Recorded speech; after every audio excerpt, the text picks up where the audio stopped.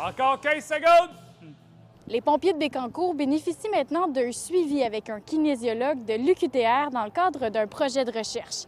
L'initiative vise à améliorer leur forme physique, leur santé, à optimiser leur performance au travail et à réduire les risques d'accident.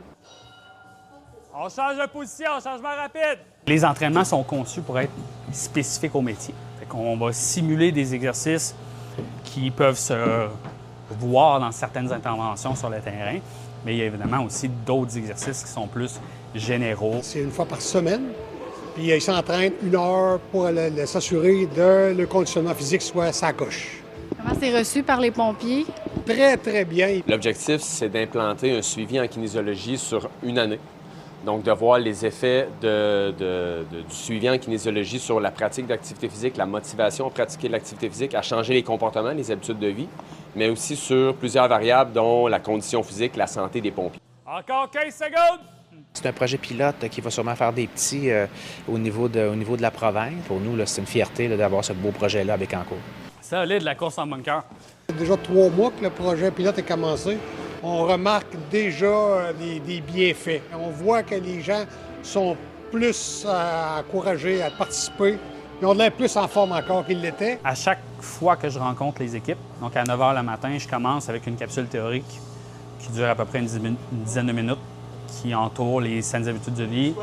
L'entraînement, ça peut être l'alimentation. C'est une quinzaine de milliers de dollars qui est bien investi par la Ville de Bécancour pour la santé globale de nos pompiers et pompières, donc de notre service d'incendie. Puis pendant l'entraînement, sont payés, mais s'il y avait une alerte d'incendie, là, on met l'entraînement de côté puis on s'en va au feu. Talons sur les ballons comme c'est ici.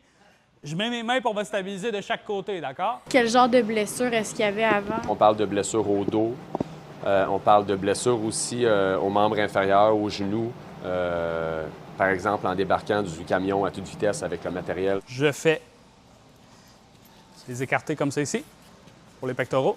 Avant, chaque pompier s'entraînait à la maison sans que ce soit sur leurs heures de caserne? Effectivement, ils s'organisaient seuls. Fait que là, plus ou moins, il y en a qui en faisaient plus, il y en a qui en faisaient moins. Ils ont un plan d'entraînement qui est individuel, personnalisé selon, évidemment, leurs conditions de santé, leurs objectifs, évidemment. Donc, on doit doser, évidemment, les entraînements selon leurs objectifs. Chaque pompier a un programme d'entraînement qui a été personnalisé.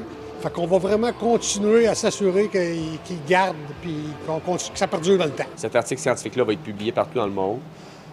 L'objectif, c'est que oui, il y a ce genre d'initiative le plus possible pour que les pompiers, autrement dit, soient encadrés. Les entraînements auront lieu jusqu'à l'hiver prochain.